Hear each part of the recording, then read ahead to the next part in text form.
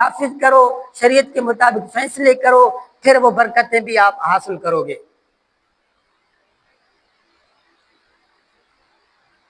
کہ حضرت عیسیٰ علیہ السلام کیا کریں گے؟ شریعت کو نافذ کریں گے، شریعت کو جاری فرمائیں گے، شریعت کے مطابق فیصلے فرمائیں گے۔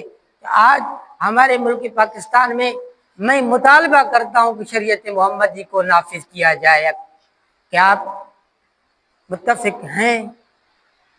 انشاءاللہ یہ دور آئے گا، انشاءاللہ آئے گا۔ آگے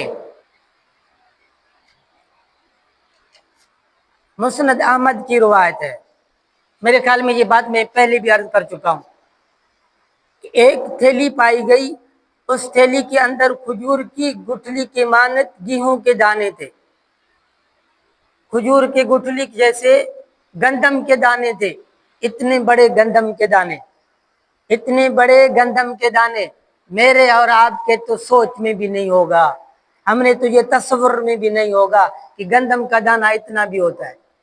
اس تھیلی میں لکھا ہوا تھا کہ یہ اس زمانے میں اگتے تھے جس زمانے میں عدل و انصاف سے کام لیا جاتا تھا۔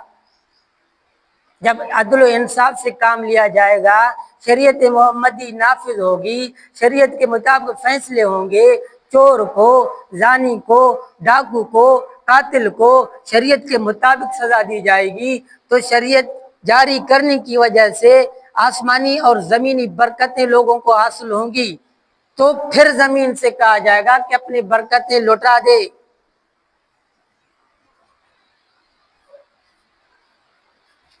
کیا لکھا ہوا تھا؟